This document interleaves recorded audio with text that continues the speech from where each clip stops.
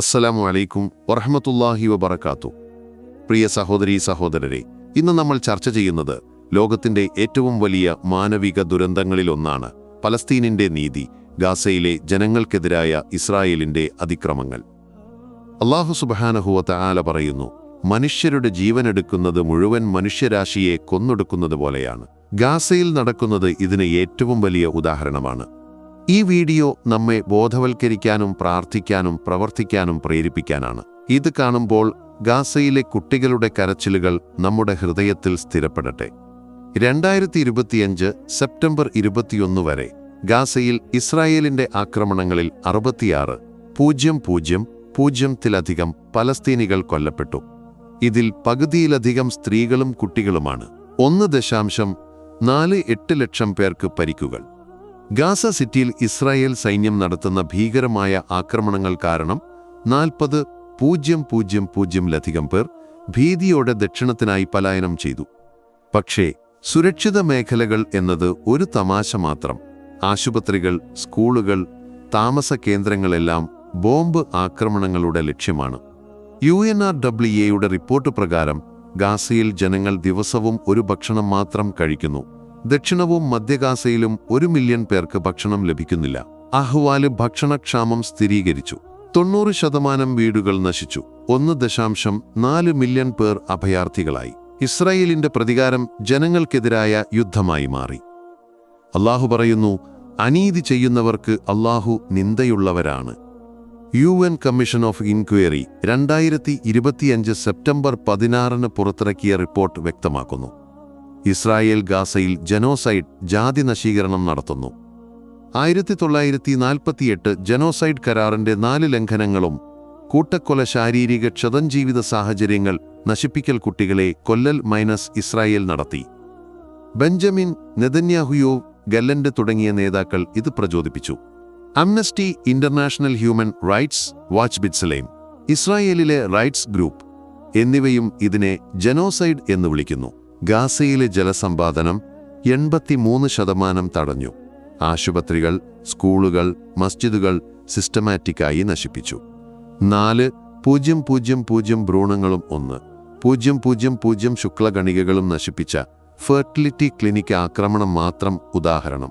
Israel ഇത് സ്വയം പ്രതിരോധം എന്ന് പറയുന്നു. പക്ഷേ UN പറയുന്നു, ഇത് പലസ്തീനികളെ നശിപ്പിക്കാനുള്ള ഉദ്ദേശ്യമാണ്. ഖുർആൻ പറയുന്നു, അനാഥന്മാരെ കൊല്ലുന്നവൻ അല്ലാഹുവിന്റെ വിധി പിടിക്കുന്നവനല്ല. ഈ ക്രൂരതയ്ക്കെതിരെ നമ്മൾ മൗനം പാലിക്കരുത്. ലോകം വിഭജിതമാണ്. US ഇസ്രായേലിന് $17.9 ബില്യൺ സഹായം നൽകി. 100-ലധികം ആയുധ വിൽപ്പനകൾ അനുവദിച്ചു. UK, ജർമ്മനി പോലുള്ളവ UNRWAയ്ക്ക് ഫണ്ടിംഗ് നിർത്തി. പക്ഷേ 2025 UK, France, Belgium, Australia, Canada തുടങ്ങിയവ പലസ്തീനിനെ രാഷ്ട്രമായി അംഗീകരിക്കാൻ തീരുമാനിച്ചു. 140-ലധികം രാജ്യങ്ങൾ ഇതിനോടകം ചെയ്തു. European Commission President Ursula von der Leyen 2025 September 10 ഇസ്രായേലിനെതിരെ സാമ്പത്തിക നിയന്ത്രണങ്ങൾ, അസോസിയേഷൻ കരാർ ഭാഗികമായി നിർത്തൽ, സെറ്റ്ലർമാരോടുള്ള സാങ്ഷനുകൾ വാഗ്ദാനം ചെയ്തു. UN secretary general Antonio Guterres പറഞ്ഞു, ഇത് ഒരു സ്റ്റേറ്റ് റിയാലിറ്റി ഉണ്ടാക്കുന്നു, ശാശ്വതമായ ഒക്യുപ്പേഷനും അസമത്വവും. ഇന്ത്യ ദ്വിസംസ്ഥാന പരിഹാരത്തിന് വാദിക്കുന്നു, ഗാസയ്ക്ക് സഹായം നൽകി. പക്ഷേ പ്രകാശ് രാജ് പോലുള്ളവർ പറയുന്നു, മോദിയുടെ മൗനം ഉത്തരവാദിയാണ്. UN general assembly 2025 September 17 occupation അവസാനിപ്പിക്കാൻ ഡെഡ്ലൈൻ നിശ്ചയിച്ചു. അല്ലാഹു പറയുന്നു, നീതിമാന്മാർക്ക് സഹായം വരും. തമിഴ്നാട്ടിലെ സിനിമാ ലോകം പലസ്തീനിനോട് ഐക്യദാർഢ്യം പ്രകടിപ്പിക്കുന്നു. 2025 സെപ്റ്റംബർ 19 ചെന്നൈയിൽ പെരിയാർ ഫോളോവേഴ്സ് ഫെഡറേഷൻ സംഘടിപ്പിച്ച പ്രകാശന റാലിയിൽ ലധികം പേർ പങ്കെടുത്തു. மனித நேயத்துக்காக அந்த அடிப்படையில் செய்கிற எல்லாருக்கும் வணக்கம். நான் பேசுறதை விட காசால கலைஞர் பேசுறத நான் உங்களோட பேசுவேன். அண்ணன் ஒரு கேள்வியை கேட்டார், எங்களை நிறைய பேரை கேட்பாங்க, என்னையும் வெற்றிமாறனையும் அமீரையும் அண்ணன் சத்யராஜனையும், நீங்க எல்லாம் கலைஞர்கள் எங்கடா வர்றீங்க? எங்க ஒரு அநியாயத்துக்கு எதிராக பேசுறது அரசியல் என்றால் நாங்க அரசியல் தான் பேசுவோம். ஒரு கவிதை இருக்கு, இந்த போர் இருக்கு இல்லையா, போர் முடிஞ்சிடும், தலைவர்கள் எல்லாம் கை குலுக்கி கிளம்பிடுவாங்க. ஆனா உண்மை என்னன்னா, அங்க ஒரு கிழவி தன் மகனுக்காக காத்திருப்பா, ஒரு பெண் தன் புருஷனுக்காக காத்திருப்பா, குழந்தைங்க அவங்க அப்பாவுக்காக காத்திருப்பாங்க. இந்த நாடை இந்த மண்ணை வித்தது யாருன்னு எங்களுக்கு தெரியாது, ஆனா அதோட விலை கொடுத்தது யாருன்னு எங்களுக்கு தெரியும். நாங்க மௌனமா இருந்தா இதுதான் நடக்கும். இதே ஏன் பேசுறீங்க கலைஞர்கள் கேக்குறாங்கல்ல, அவங்களுக்கு ஒரு பதில் இருக்காரு. அங்கேயும் அங்கதான் சொல்றான் ஒருத்தன் கவிஞன், என் கவிதையில் அரசியல் வேண்டாம் என்றால் எனக்கு பறவைகளின் சத்தம் கேட்க வேண்டும், பறவைகளின் சத்தம் கேட்க வேண்டும் என்றால் யுத்த விமானங்களின் சத்தம் அடங்க வேண்டும். மழை வருது, கடைசியா ஒரு வார்த்தை சொல்லிட்டு பேசுறேன் நான். நம்ம எல்லாரும் சேர்ந்து இந்த உலகத்துக்கு சொல்ல வேண்டியது என்னன்னா, நம்மளுடைய தனிப்பட்ட உடம்புக்கு ஒரு காயமானா நம்ம மௌனமா இருந்தாலும் அது குணமாயிடும்.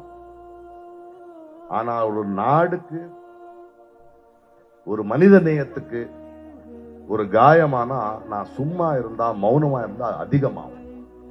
அதனால சாகிறதுக்கு முன்னாடி சாகக்கூடாது, போராடுவோம். இந்த குரல் நிக்கும். இதுக்கு இந்த காசால என்ன நடக்குது, இஸ்ரேல் மட்டும் காரணம் இல்ல, அதுக்கு துணையா இருக்கிற அமெரிக்காவும் காரணம், அதுக்கு மௌனமா இருக்கிற மோடியும் காரணம், அதை எதிர்த்து பேசாத ஒவ்வொரு மனிதனும் காரணம். நன்றி, வணக்கம்.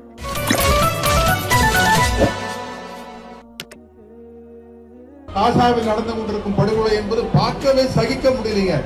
இப்படித்தான் இலங்கையிலே தமிழீழம் மலர வேண்டும் என்பதற்காக பாடுபட்ட நம்ம தமிழீழ சகோதரர்கள் கொடூரமாக கொல்லப்பட்டார்கள். போராளிகள் மட்டுமல்ல, அப்பாவி மக்களும் கொல்லப்பட்டார்கள். இங்கும் அப்படித்தான் போர் என்ற பெயரில் மொத்த இனத்தையும் அழிப்பதற்கு இஸ்ரேல் திட்டமிட்டுக் கொண்டிருக்கிறது. அதற்கு அமெரிக்கா துணை போய் கொண்டிருக்கிறது. எல்லாரும் நினைக்கலாம், சென்னையில ஒரு கூட்டம் நடத்தினா அது உடனே நின்றுமா அந்த போர் அப்படின்னு. நிற்கும். ஏனென்றால் இன்றைக்கு இருக்கிற சோசியல் மீடியால நம்ம உலகத்தில் நடக்கிற அநீதிகளுக்காக எந்த ஒரு மூலையில் குரல் கொடுத்தாலும் அது உலகம் முழுக்க போய் சேர்க்கிறோம். எங்களுடைய பாப்புலாரிட்டி, எங்களுடைய பிரபல்யம், எங்களுடைய புகழ் இந்த மாதிரி மனித நேயத்திற்காகவும் மனித விடுதலைக்காகவும் பயன்படாவிட்டால் நாங்கள் பிரபலமான நடிகர்களாகிறது ஒரு மயிருக்கு கிடையாது. പ്രകാശ് രാജ് പറഞ്ഞു, ഇത് ഇസ്ലാം പിന്തുണയല്ല, മാനവികതയാണ്. ഇസ്രായേലിന്റെ ജനോസൈഡിനെതിരെ സംസാരിക്കുക. സത്യരാജ് പറഞ്ഞു, നമ്മുടെ പ്രശസ്തി മാനവികതയ്ക്കു വേണ്ടി ഉപയോഗിക്കണം. സംവിധായകൻ വെത്രിമാരൻ ആമിർ എന്നിവരും പങ്കെടുത്തു. പ്രകാശ് രാജ് കൂടുതൽ പറഞ്ഞു, ഇസ്രായേലിന്റെ ക്രൂരതയ്ക്ക് അമേരിക്കയും മോദിയുടെ മൗനവും ഉത്തരവാദികളാണ്. ബ്രിട്ടീഷ് തമിഴ് നടി ചരിത്രചന്ദ്രൻ ലണ്ടനിൽ എഡുഗെദർ ഫോർ പലസ്തീൻ ഫണ്ട് റൈസറിൽ പങ്കെടുത്തു. ബ്രിട്ടീഷ് പ്രധാനമന്ത്രിക്ക് നിങ്ങളുടെ കൈകളിൽ രക്തമുണ്ട്. ഈ താരങ്ങൾ മാത്രമല്ല തമിഴ്നാട്ടിന്റെ പെരിയാർ മാർക്സിസ്റ്റ് ആംബേദ്കർ ആശയങ്ങൾ പലസ്തീനിനെ പിന്തുണയ്ക്കുന്നു. നമ്മൾ മലയാളികളും ഇതിൽ നിന്ന് പഠിക്കണം, സിനിമയ്ക്കപ്പുറം മാനവികതയ്ക്കായി സംസാരിക്കാൻ. സഹോദരരെ, ഗാസയിലെ മുസ്ലിംകളുടെ വേദന നമ്മുടേതുമാണ്. ഫലസ്തീന്റെ സമാധാനത്തിനായി എല്ലാവരും പ്രാർത്ഥിക്കുക. വസ്സലാമു അലൈക്കും വറഹ്മത്തുള്ളാഹി വബറകാതുഹു.